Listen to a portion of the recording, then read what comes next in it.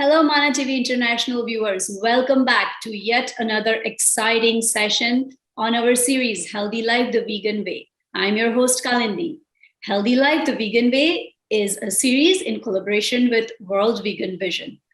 The World Vegan Vision is a not-for-profit organization whose mission is to empower you to be healthy, to be kind, to be vegan, and to be human. Today, we are back with our eminent guests, Dr. Shrenik Shah and Dr. Moez Kasubai, and we also will be introducing a special guest today.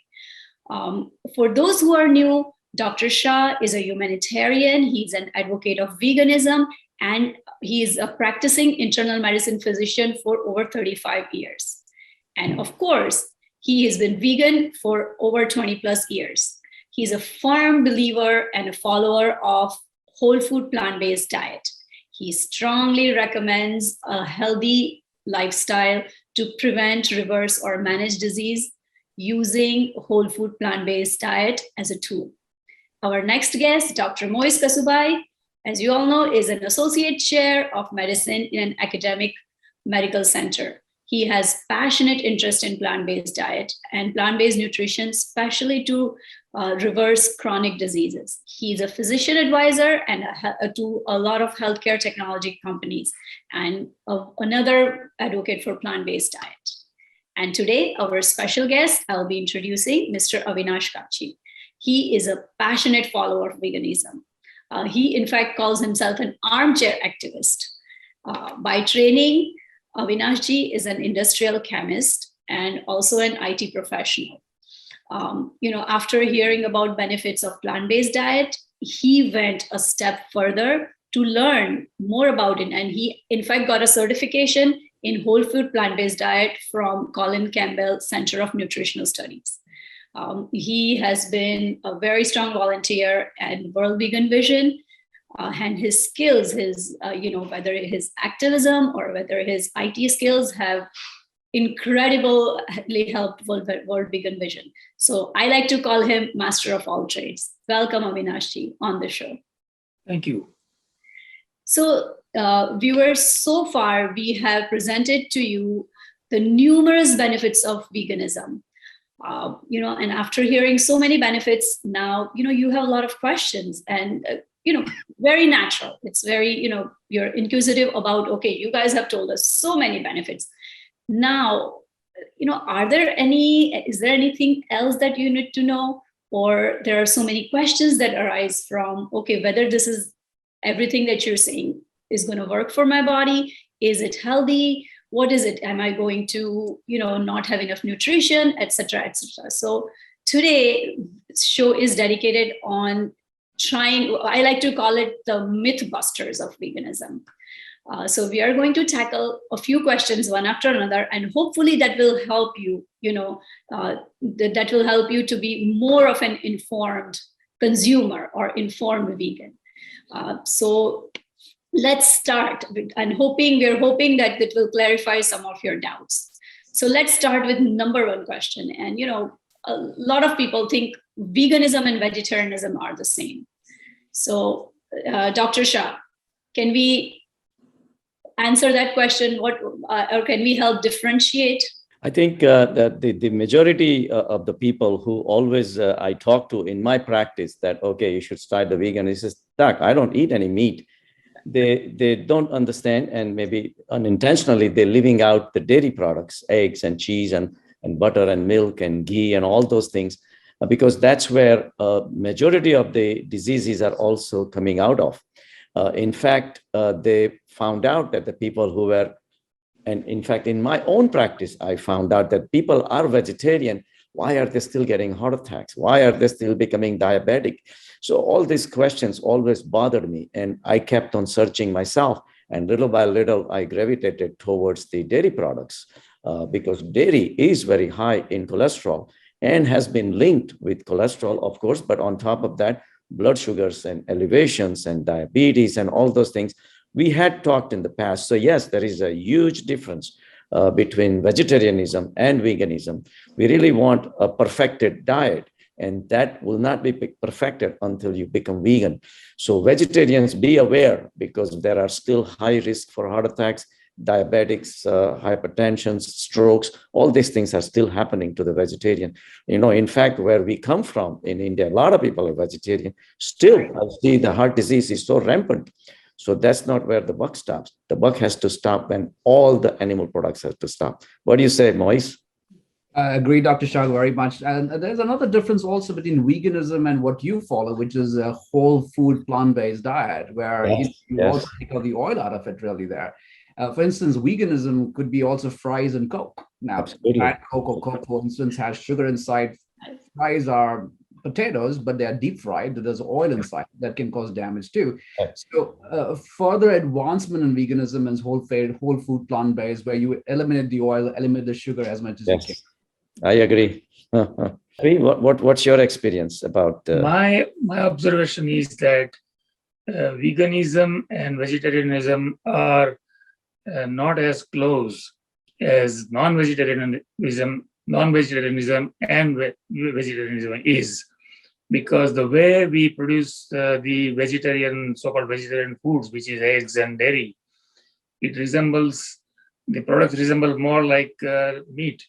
In fact, milk is called liquid beef now, the way we are producing dairy.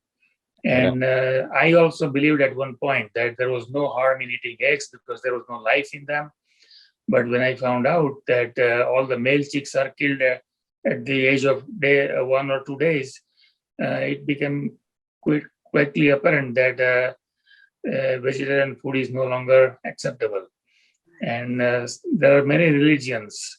For example, Seventh-day Adventist, Christian religion, Hindu, many sects of Hindu religion, they all believe that being a vegetarian is good enough, but that doesn't hold true anymore. So veganism is the only solution. Great. So now that we know the difference between veganism and vegetarianism, let's move on to the nutrition part.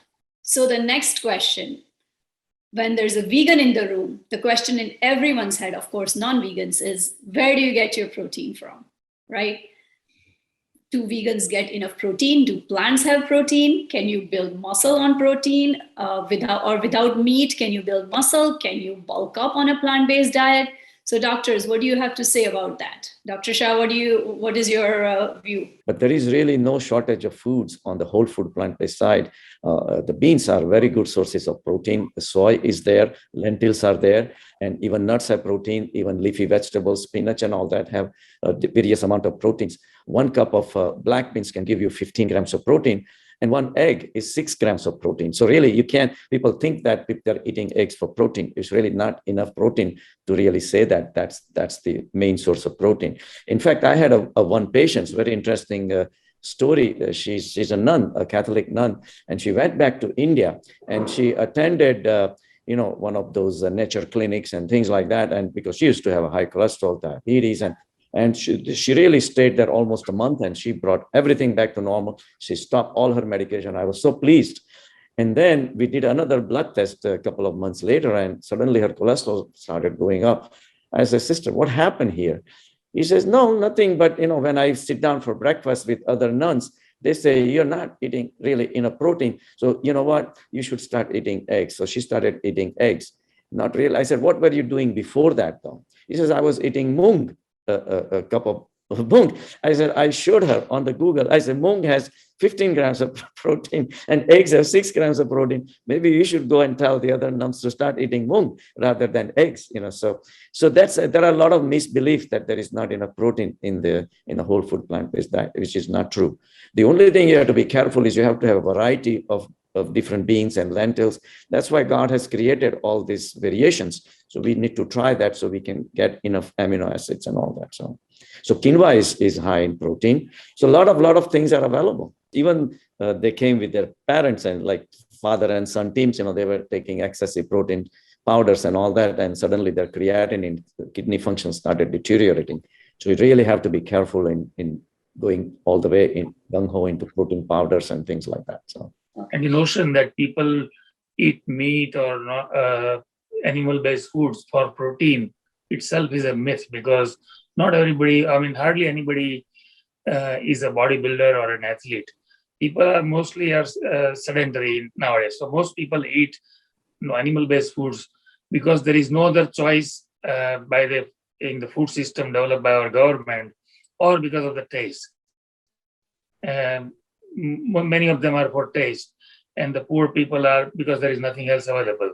So, and also in nature, God didn't make, or nature didn't make foods depending on like for each macronutrient, like this is for starch and this is for protein or this is for fat. Every food has everything in different proportion. So eating meat or protein is also not, I mean, it also contains a lot of like 30-40% fat too, and you are indirectly eating all saturated fat. So that's not good either. Have been featured as plant-based. They have gone up taken a plant-based Yeah. diet, right? So even more reason, to believe. Yeah, a lot that of athletes in plant-based diet Olympics has it and a all. lot of basketball teams and football teams are going vegan. They ask their coaches, he says, "Coach, what's the best diet?" They says, "Well, go plant-based diet." And they became lean and mean, and their performance in the sports got really better. They started scoring better. So it's true. The whole food plant-based diet is a complete diet. So the next question, this brings us to the next question, dairy, which, most of the people associate dairy with having strong bones, or essential for, especially like, with an Indian diet, ghee, which is a form of dairy, essential for lubricating joints, the belief that I won't get enough calcium, not enough vitamin D without taking dairy. So what do you say, doctors, about that? Well, I mean, the dairy has become part of our Indian culture is only because at one time we did not have enough grain production. Country was poor. Technologically, we were not that savvy. We were not that advanced, unfortunately. So the kids were starving and they were getting malnourished. And the closest thing to the nutrition was the cow, which was plowing the fields. So they say, all right, well, cow is making the milk. We'll give half to the calf and the other half to our kids. And that's how we survived. That's why we call cows our mother, and rightfully so. But nowadays, you go to any farms, where are the cows? They're all tractors replacing the cows. So really, it has become part of our life, but it's not necessarily. 70% of the world population does not consume milk at all. If you go to China and Vietnam and all those countries, Korea and all that, they drink black tea. There is no tea with the milk. Right. So it's really a misnomer. It's just become part of our lifestyle. So that's another story, but it's not necessarily necessary for your development or growth or for the bones. As far as when it comes to ghee, I think Avinash is very passionate about. He says there are no studies like that. It just whatever I read right now, you just accept it and move on. We live in a scientific age. You can't be sticking to something when you have a proof after proof coming that ghee is high in cholesterol and all those things. People getting with the high cholesterols are getting heart attacks.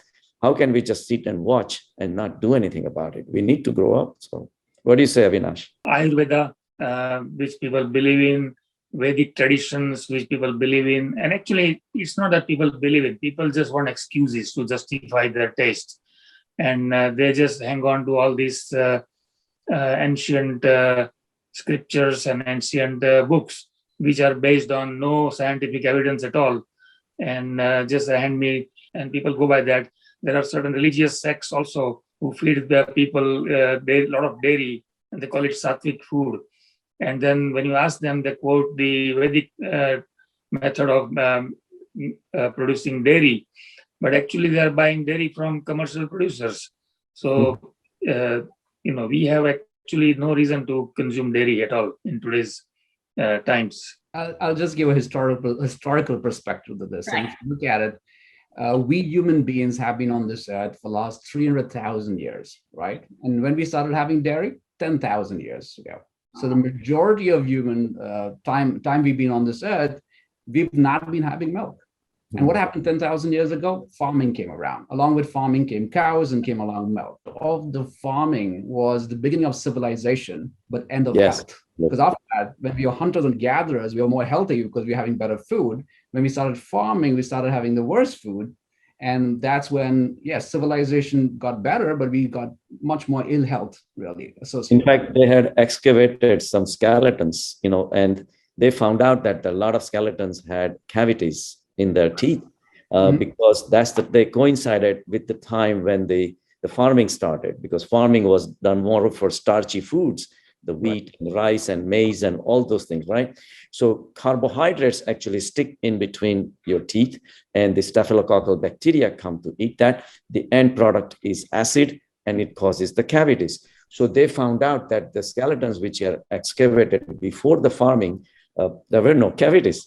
So cavities are well designed by us than the farming itself. And yeah, you're right. I mean, people argue that, okay, Krishna, drank milk and ate yogurt and all that. That was 2,500 years back, right? What does he know? But in Gita itself, Krishna says, I was born before I gave this preached Gita to the son, Bhargava. I taught him the Gita. So he is much more ancient than just the one manifestation of Krishna. So we cannot go by that. But the ancient, there were no cows. Cows used to be wild animals. We tamed them. And you go try, getting the milk from a wild cow. You will not exist. She will run you over in no time. Only because we have tamed cows, so we can get away and say, oh, yeah, milk is good for you. Yeah, right. That's why we have to tie the legs of the cows before we milk them, right? So it's really a myth. It's definitely a myth that milk is necessary for you. It's not. 70% of the world does not consume milk. And just to add, no animal. Sorry, go ahead. Go ahead, Avinash. No animal in the world drinks the milk of another species. Yes. No animal in the world drinks the milk of even its own species after it gets teeth. After 6 months, 1 year. Yes, absolutely. We are the only one who cross the species and go and drink somebody else's mother's milk. It's just ironic. How can we justify that? And for the whole life. Add that we're also lactose intolerant. Yes, that's another aspect of that. 75% of Indians are lactose intolerant. You'll end up getting gastricness, flatulence, diarrhea, etc. with that. So why would you have it? I mean, it's bad for your health. It's bad for your digestive system. It's not historically what you should be having. We were not humans because of milk. Milk came much later in our history, really. Since we keep on giving milk to the children, they actually develop a capacity to digest it by producing lactase enzyme. Like I became vegan for 20 summers. Even if I have one piece of candy, I get a gas. So, which tells me that I have gone back to my physiological state, which I was supposed to be lactose free. And that's how it was. So you really have to be careful because a lot of people have GI symptoms. In fact, a lot of people going to the gastroenterologist, getting endoscopies done and CAT scans done and all that. Before doing that, I would strongly recommend you try stopping the dairy products for a few weeks and see what happens.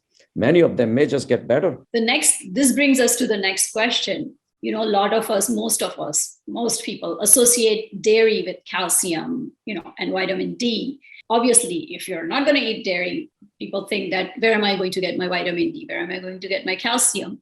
And as vegans, do you have to take all those supplements? Doctors, can you please give us an idea? Let's clear out one thing for sure, that vitamin D is a fortified vitamin into the milk. Milk does not contain vitamin D at all. So you do not have to drink milk for vitamin D. You can take vitamin D supplements. Yes, vitamin D is manufactured by your skin when exposed to the sun, and especially in the northern hemisphere, like America or Canada or something, the sun is coming at an angle. So even though you feel hot, but it's really coming at an angle, it loses lots of its efficacy when it's trying to filter through the atmosphere. So yes, you don't get to manufacture enough vitamin D, and that is true, but that can be supplemented. It doesn't really have to be taking the milk for that reason. When it comes to the calcium, it's really a no-brainer. If you really look at it in the detail, 1 cup of milk will give you 303 milligrams of calcium. Yes, a glass of milk contains 303 milligrams of calcium. Yes, but the studies have shown that only 30% of that is bioavailable for your body. 70% actually goes in your stool, so it does not come in your body. If you compare with a can of beans, say black beans or red kidney beans or something, you get 295 milligrams of calcium, but 50% of that is bioavailable. So that comes out to almost 150 milligrams, so which is a lot more than a glass of milk. So it is a wrong thinking that the milk is a good source of calcium. And of course, like I said, like calcium of the milk comes with cholesterols and hormones and antibiotics and all those things. Beans are just pure calcium and protein and fiber, everything pretty much healthy. So for calcium, you really don't have to rely on the milk. So another thing, like we said, was the vitamin D. Vitamin D has been fortified to the milk. So you really don't have to drink the milk for vitamin D, because we cannot manufacture enough vitamin D in this country. And because we're really not walking around in 0 degree without a shirt on. So we really don't get that much exposure. On top of that, whatever sun comes in comes at an angle. So it really loses a lot of its strength. So by the time it touches our skin, we're not able to produce enough vitamin D. So yes, supplementation may be necessary, but milk does not have to be one of them, because it's really trying, the dairy industry is trying to create an image in your mind that milk is going to make your bones strong, for which you need calcium and vitamin D. Calcium, yes, they have it, but as I explained, it's not that efficacious. But vitamin D is definitely fortified. It's added to the milk. This is only to lure more customers. What do you say, Dr. Moyes? Well, I completely agree with you, Dr. Shah. And don't forget about spinach and broccoli. Any of the greens that we have, there's so much of calcium inside it. Yes, absolutely. And as you mentioned, antioxidants, fiber, elements, the magnesium, potassium, everything that you need. Milk comes, as you mentioned, with hormones and all these pesticides and contaminants. Why would you ever want to have that? Risk of cancer, not to say, and prostate hypertrophy, prostate cancer, who knows? Yeah, right. Yes, absolutely right. Right. And there is the studies about incidences of hip fracture and dairy consumption. So the world's richest countries like Scandinavia, they have very high incidence of hip fracture. And countries like in Africa, where they don't get that much dairy, have very little incidence of hip fracture. So getting calcium from milk and preventing osteoporosis is just a myth. In fact, I argue with my patients. I said every third woman walking into my practice has osteoporosis. This country has one of the highest amount of dairy consumption. How come? If we are consuming so much dairy, how come all these women are getting osteoporosis? Tell me. Right. No explanation. That's true. So, hopefully we have answered the questions or your sort of doubts. Hopefully this has helped clarify that, dairy does not necessarily mean that, dairy is not essential just for vitamin D, calcium, or strong bones. Switching to a plant-based milk or plant-based diet will definitely give you all the supplements, all the nutrition that is needed. And even the plant-based milks are now, they're fortifying them with the vitamin D also. They come fortified with vitamin D too. Correct. So we hope that we have answered, a few of your questions. Hopefully, I'm sure you have plenty, but at least few main questions we have answered. And if you have any more questions, you can always reach us out through Mana TV. And we can try and answer your questions through them. To all of our viewers, hopefully some of our this discussion has helped you to understand that some of the things that you hear are totally myths. And a whole food plant-based diet has every nutrient that your body needs, and it needs to grow, it needs to thrive. So all in all, a whole food plant-based diet, as it says, it's a whole diet. So I hope you all enjoyed today's show, Healthy Life the Vegan Way, and hope we answered all your queries. Thank you very much. And thank you, doctors. Thank you, Avinash ji.